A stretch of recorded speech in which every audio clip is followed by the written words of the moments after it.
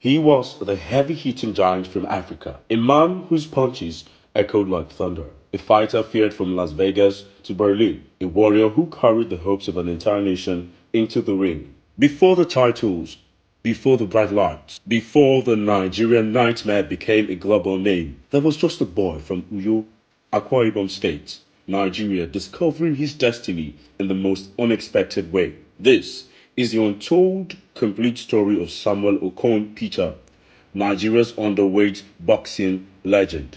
Welcome back to Top Naija Live.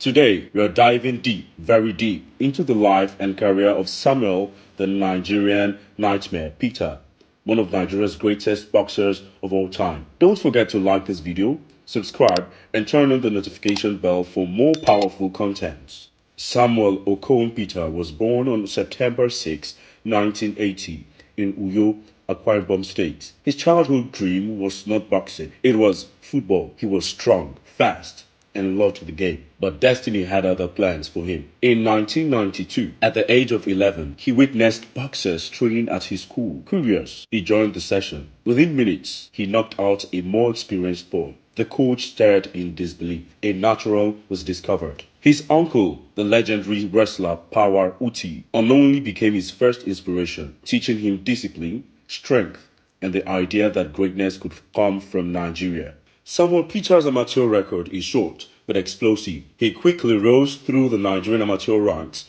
winning the Nigerian Amateur Heavyweight Championship. In year 2000, he represented Nigeria at the Sydney Olympic Games, though he lost in the quarterfinals to Paulo Vidos of Italy. Samuel Peter turned professional in 2001, signing with promoter Dino Duva. His early professional fights were ruthless. From his first 24 fights, 21 ended in knockouts. His official professional records: 38 wins, 9 losses, 31 knockout victories. This is an 81% knockout ratio, one of the highest in heavyweight history. The boxing world took notice. America took notice. By 2005, Samuel Peter was ranked among the top 10 heavyweights in the world. His power was unmatched.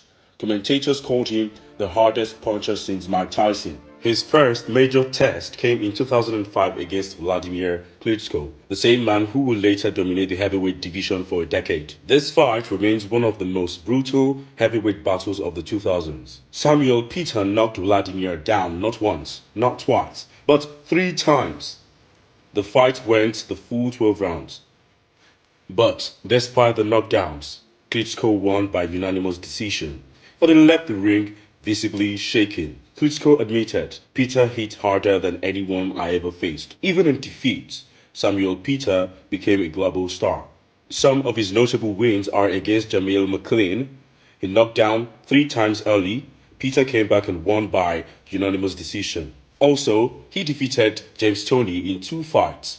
James Toney was a former middleweight, super middleweight, and cruiserweight champion. These victories positioned him as the mandatory challenger for the WBC title. In March 8, 2008, Cancun, Mexico, Samuel Peter vs. Oleg Maskaev, the defending WBC Heavyweight Champion. Maskaev was strong, experienced, and tough, but this was Samuel Peter's night. In the early rounds, Peter used powerful jabs to close distance. In the middle rounds, Peter's body shots slowed Maskaev significantly.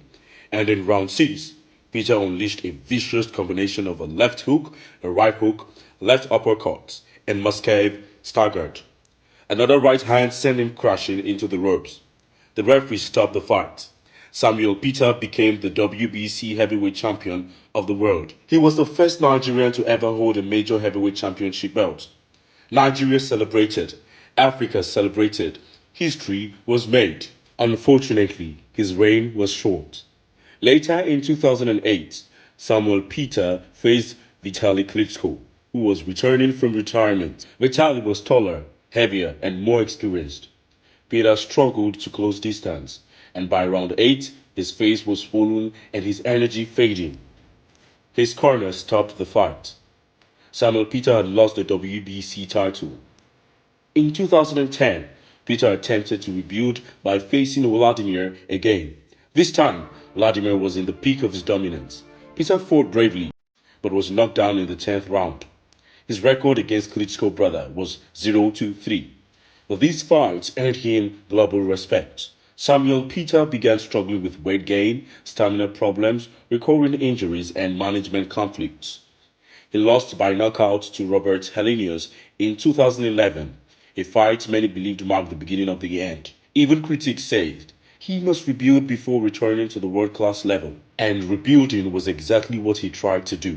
In 2014, Samuel Peter returned to the ring with fire. He knocked out Ron Aubrey in one round, reminding the world that the power in his hands was still dangerous. He continued fighting until 2019, taking bouts in the US, Mexico, and Europe, proving that even without titles, his warrior spirit refused to die. Samuel Peter is more than statistics. He is the first Nigerian WBC Heavyweight Champion, the man behind the 26th most iconic moments in Nigerian sports, the WBC title victory, a global symbol of African strength and resilience. His journey inspired countless Nigerian and young African fighters, proving that the boy from Uyo could shock the world with nothing but determination and fist forged by discipline. If Samuel Peter's life teaches anything, it is this. Number one, start where you are. He went from a schoolyard football to Olympic contender. Second, work harder than everyone else. His knockout power was built through insane discipline. And thirdly, when you fall, rise and fight again. Losses didn't define him, his comeback did. His legacy is not only in titles, but in impact. Alright guys, thank you for watching this powerful deep dive into the life of Samuel, the Nigerian Nightmare, Peter. If his story inspired you, don't leave without liking this video, subscribing to the channel, dropping a comment on your favorite Samuel Peter moment, and sharing this video so more people can learn about African greatness. See you in the next video. Bye.